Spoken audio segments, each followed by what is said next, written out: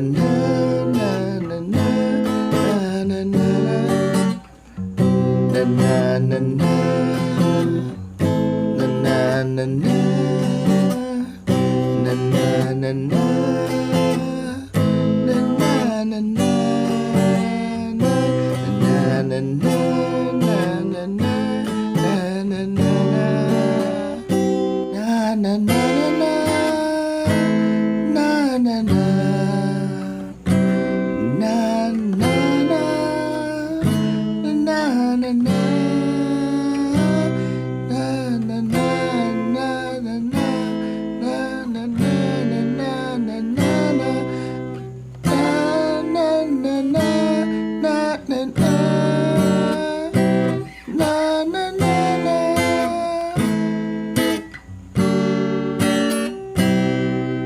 So, ayan po no guys, naituro ko na po ang chords ng Mabagal by sino pa nga ba ang paborito natin? Si Daniel Padilla at si Moira Dela Torre.